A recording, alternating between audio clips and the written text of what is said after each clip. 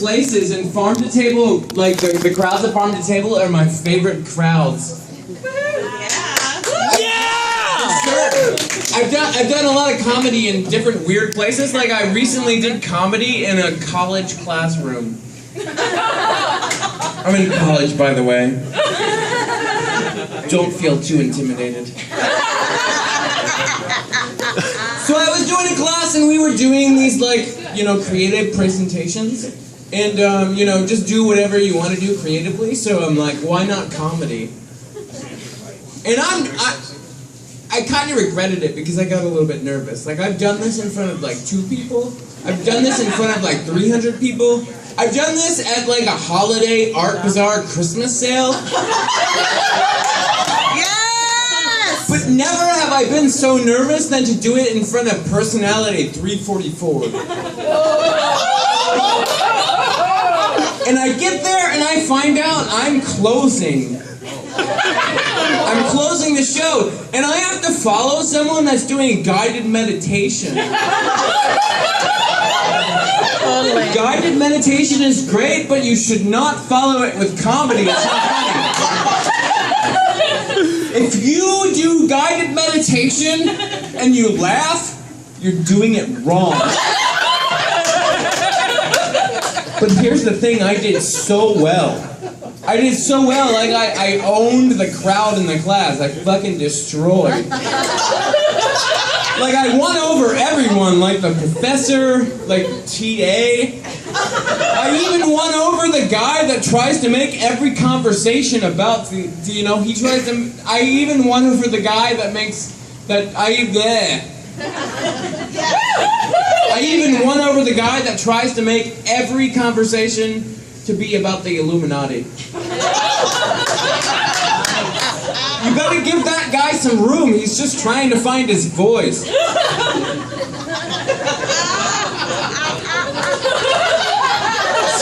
Speaking of doing comedy in weird places, I'm not only a stand-up comedian, I also do prop comedy. I have a side prop comedy act where my only prop is a ferret. I call myself Ferret Top. If you don't mind, I just want to do a few jokes from that act. If you don't mind.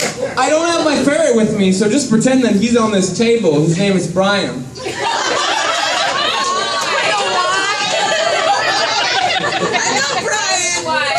So teenagers are having a lot of sex, right?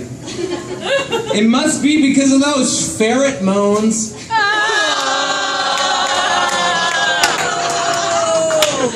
I just found out that one of my professors is a stripper. I'm being taught by a pole dancer.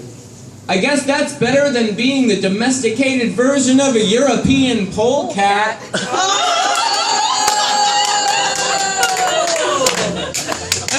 Knock, knock. Who's there? Musta. Mustela Furo.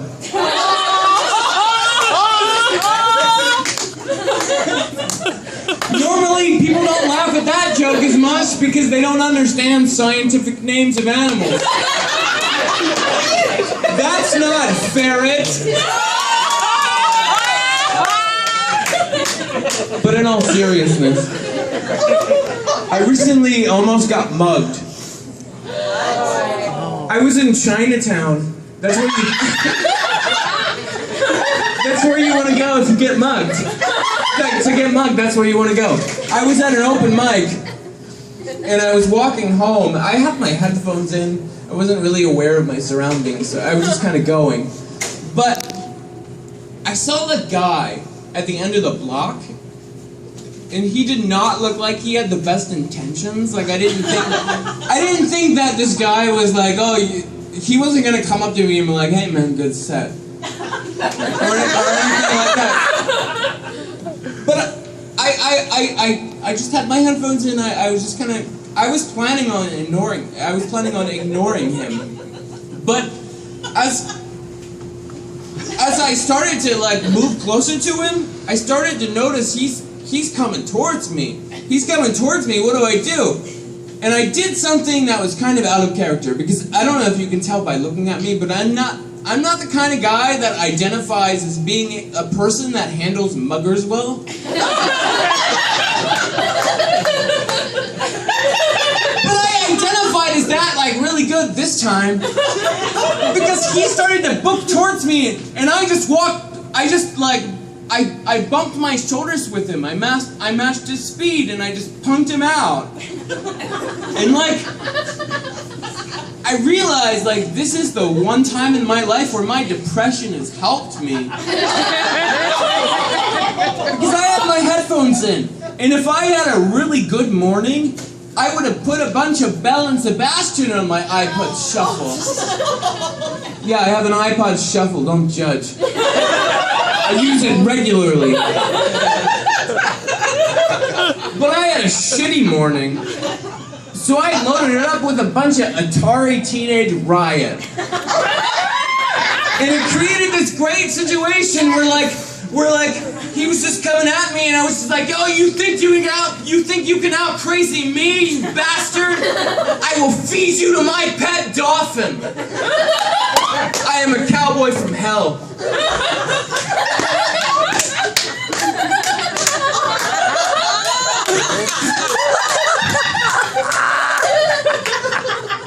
I talk a lot about depression on stage. I mean, when I'm not making animal puns. I have something called dysthymia. Dysthymia is like a low-grade depression. Dysthymia is like, if you want to picture what dysthymia is like, just picture cyclothymia without all the annoying high points. Like if you invite someone out for drinks, like if they have bipolar, they're like, "Yeah, come on, let's do it!"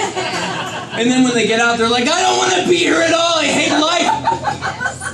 But if they had cyclothymia, when you invite them out, they're like, "Oh, I'd love to go out!" And then when they get out, they're like, "Oh, this is weird." But if you invite someone with dysthymia out for drinks, they're like, "Oh, I don't know if I should leave the house."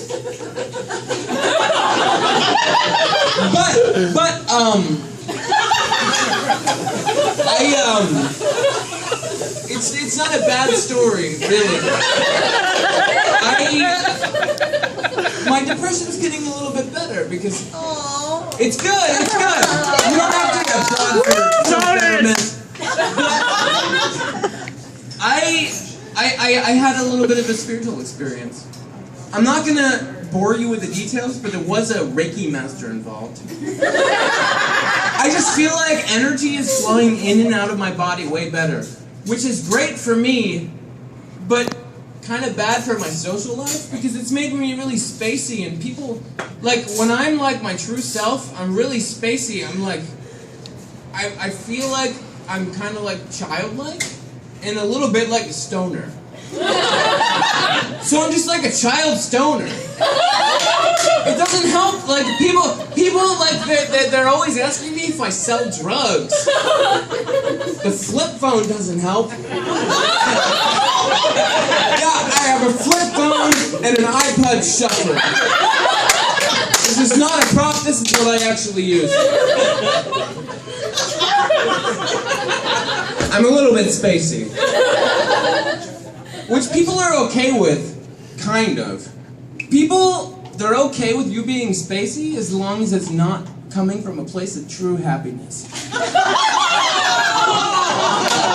Like if you're completely like messing up a conversation and you tell someone like, "Hey, I'm sorry, I'm a little bit spacey, I just did a ton of weed." They're so accommodating. They're just like, "Oh no, don't worry, man." I couldn't even tell. They could tell. They're so accommodating. They're just like, "Oh yeah, man, you go, girl. You fill that void. You fill that emptiness." But if you're messing up a conversation and you just say, "I'm sorry, I'm a little bit spacey. I'm just really high on life right now." The opposite thing happens. They're like, "Oh, okay, yeah. Get away from me, freak."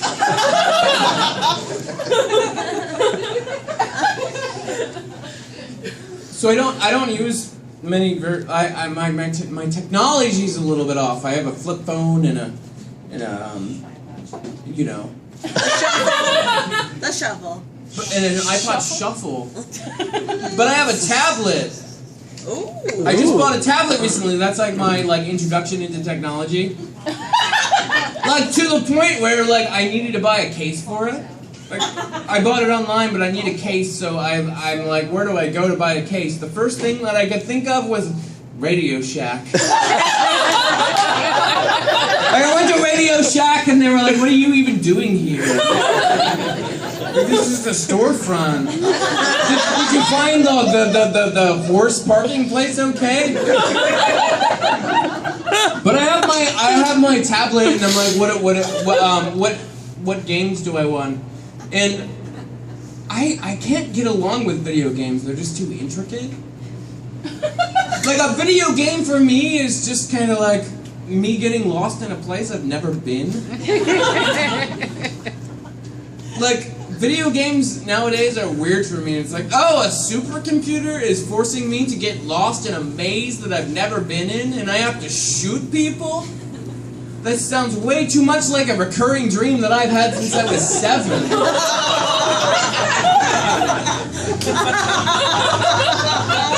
But I found the game that I wanted. I got Sonic the Hedgehog. I got it because it's nostalgic for me. Like I played that game when I was a kid, and it's just nostalgic. And I really wanted to get past the places that I couldn't get to when I was a kid. Because when I was a kid, I had motor skills problems. I couldn't get past certain places, so I played it and I couldn't get past the same goddamn places. And all my middle school insecurities started coming out. Like, why can't I get past these places? Why am I getting bullied so much? Why can't I make any friends? Why don't my parents love each other?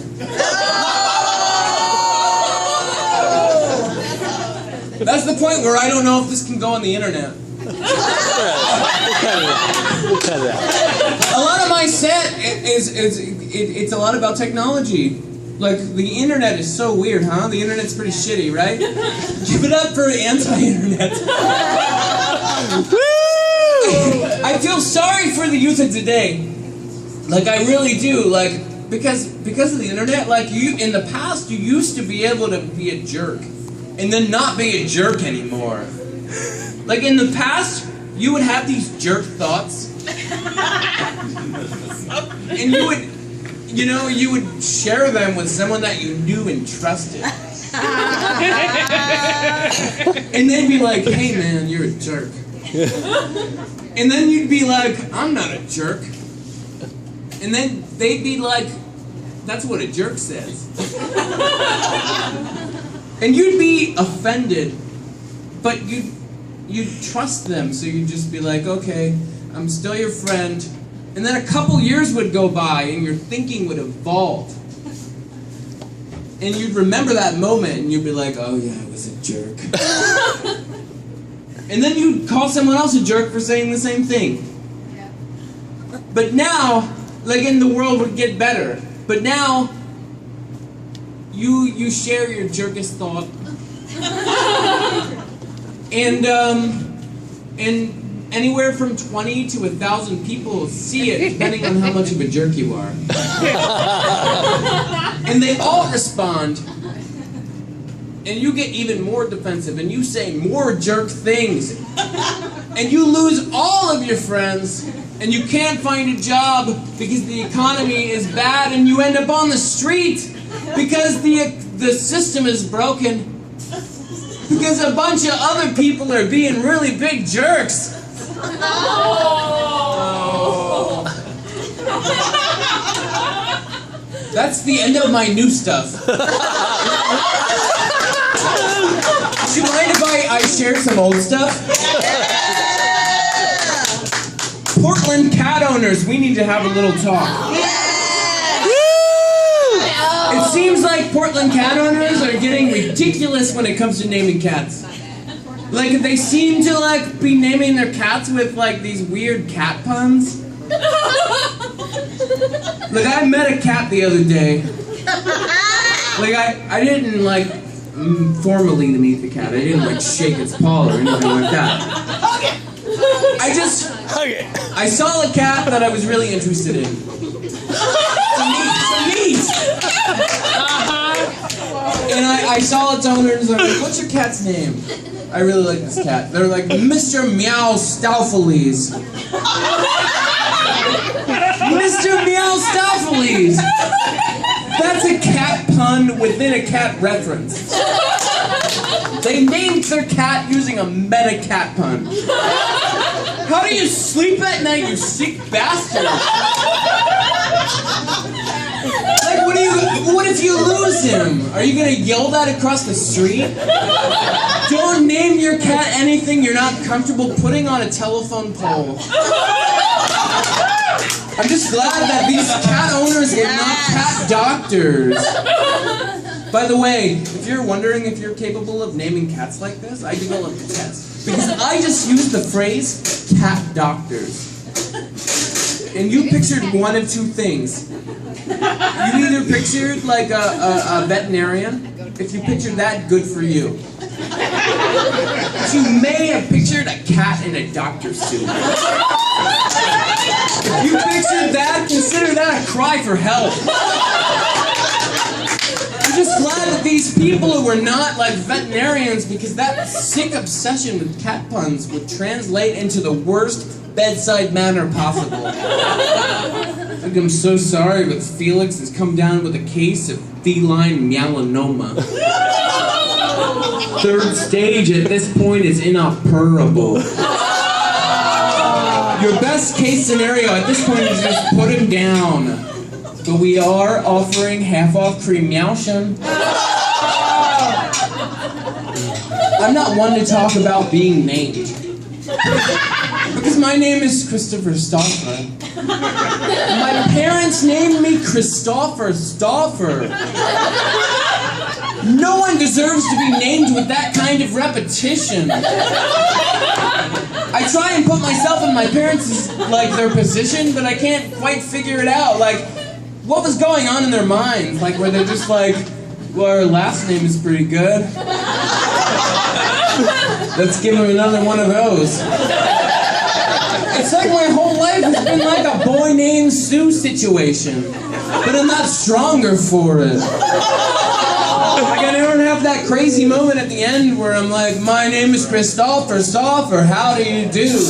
Now you're gonna die. That doesn't rhyme. Bad enough they named me Chris. There are so many of us. Are there any Chris's out here? Oh my God. None? Oh, crazy. There's a lot of us. Not here. Like, they named me Chris. There are thousands of us. No wonder I've like spent my life trying to feel special. Like, I wouldn't be up here right now if I was named Aiden. I'd be the life of the party somewhere. Someone would be like, hey, Aiden, keep it going. You did it. My name is Christopher. Yeah!